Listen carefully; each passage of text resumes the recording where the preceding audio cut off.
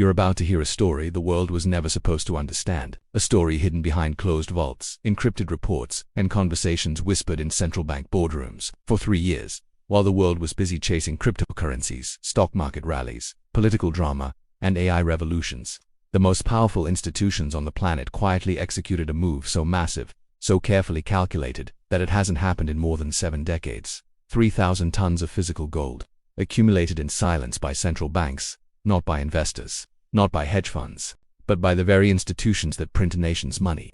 This level of buying hasn't happened since 1950, since the era when the world was rebuilding after the Second World War and the financial system we know today was being constructed brick by brick.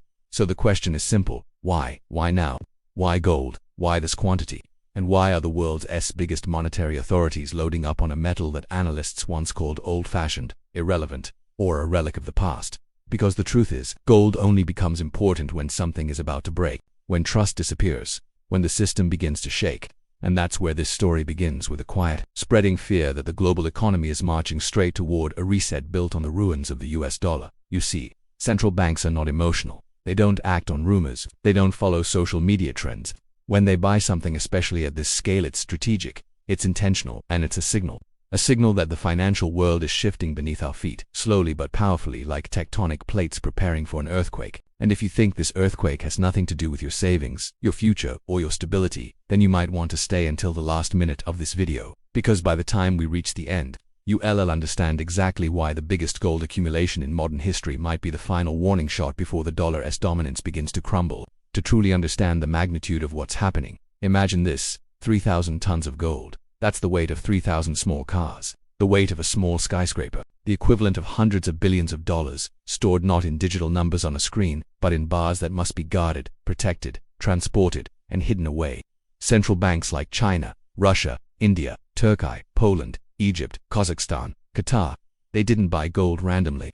They didn't buy it for decoration. They bought it because something fundamental has changed in the global financial order, something that threatens the system built after World War II.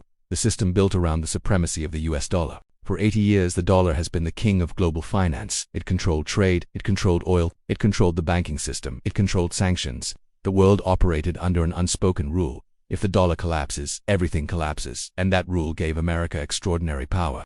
But every empire reaches a moment, gradual, quiet, invisible at first, when its dominance begins to crack, when other nations no longer trust the empire's promises, when they begin preparing for life after the king falls. And for central banks, the safest preparation isn't Bitcoin, it isn't real estate, it isn't stocks. It's the oldest form of money humanity has ever trusted: gold. Physical, immutable, borderless, outside the control of any one nation, beyond sanctions, beyond politics, beyond financial manipulation. Look carefully at the timeline. Gold purchases began rising sharply after certain key events: geopolitical tensions, sanctions-based wars, the weaponization of currency, the freezing of foreign reserves, inflation hitting multi-decade highs, record money printing, and the first signs that the global monetary system might be approaching the end of a cycle. This wasn't by accident, it was by design. When Russia's $300+ billion in foreign reserves were frozen in 2022, central banks around the world woke up. They realized something shocking. Reserves held in foreign currencies can be taken, frozen, used as leverage, but gold cannot be frozen. Gold cannot be erased or digitally blocked. If it sits inside your own vault, it is yours. No foreign country can seize it. No global institution can cancel it. That moment was a turning point.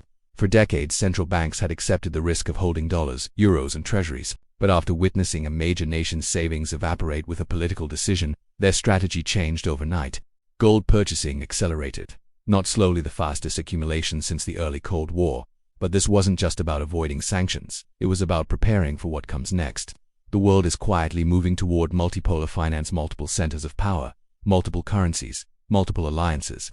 When the world no longer trusts a single currency to rule the global economy, it looks for a neutral anchor, something universally accepted, something no one can manipulate. And for thousands of years, that anchor has been gold.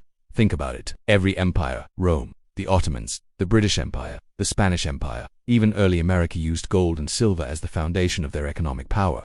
When their currencies collapsed, gold survived. When trust disappeared, gold remained. History does not repeat, but it often rhymes. And right now, the rhyme is getting louder. Let's break down what's happening quietly behind the scenes. China has been the largest buyer of gold.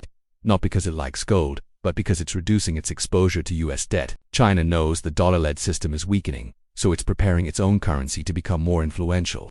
The stronger their gold reserves, the more stable their monetary future. Russia, cut off from the global banking system, has no choice but to use gold. It backs its trade agreements with it. It uses it as collateral. It builds its financial defense with it. India has been increasing its gold reserves as global trade shifts toward local currency settlements. Turkey buys gold to stabilize its economy. Poland and Hungary accumulate gold as insurance against European political instability. The Middle Eastern nations are buying gold because they see the oil for dollars era slowly declining as major economies reduce oil dependence and shift toward alternative energy sources. In other words, central banks aren't buying gold randomly. They're rebuying gold because they expect the global system to look completely different in the coming decades. But that's just the surface. The deeper truth is even more dramatic. Central banks are preparing for what experts quietly call a currency reset. A time when the rules of global finance are rewritten, when the monetary plumbing of the world is replaced, when debts become too large to repay, and the simplest way out is to devalue, restructure, or replace the currency system itself. The United States' $35 trillion debt, rising interest payments, inflationary pressures, and political instability form a dangerous combination. Historically, every major empire that reached this level of debt solved the problem the same way. They changed the system and started fresh. But to reset the system, you need credibility. You need something real, something solid, something trusted. That's why central banks are stacking gold. Not because gold creates wealth, but because it protects wealth during transformation. Behind the scenes, financial circles whisper about a new era. Central bank digital currencies, regional monetary alliances, commodity-backed trade systems, gold-linked settlement networks. None of these are random experiments. They are pieces of a larger puzzle.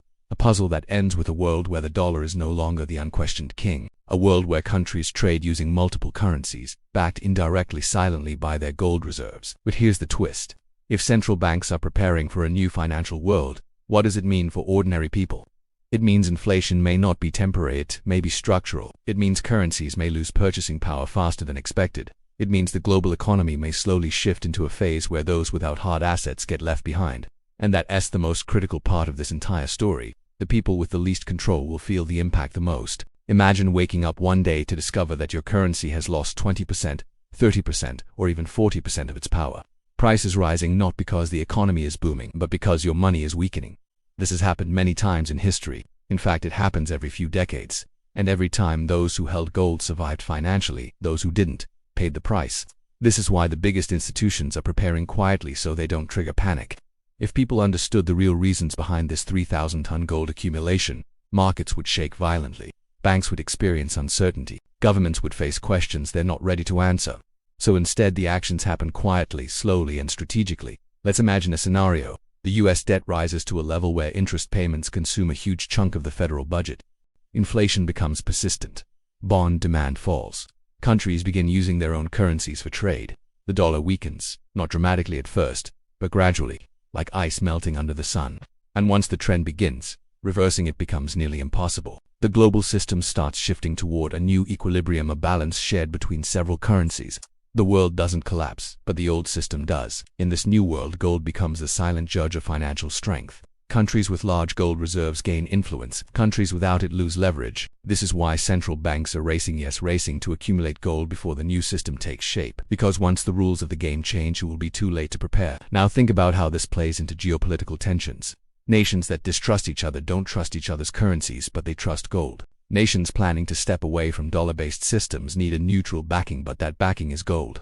Nations preparing for long-term conflict need unseizable wealth, and that wealth is gold. Behind every political headline, behind every financial shift, behind every trade alliance, there is a silent, golden thread connecting everything. And that thread is becoming tighter, stronger, more important.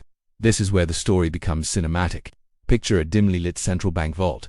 Rows upon rows of gold bars stacked like bricks of a forgotten treasure. Armed guards patrol in silence. The sound of machinery echoes as new shipments arrive. Forklifts carry pallets of gold bars, each bar weighing enough to break a man's bones.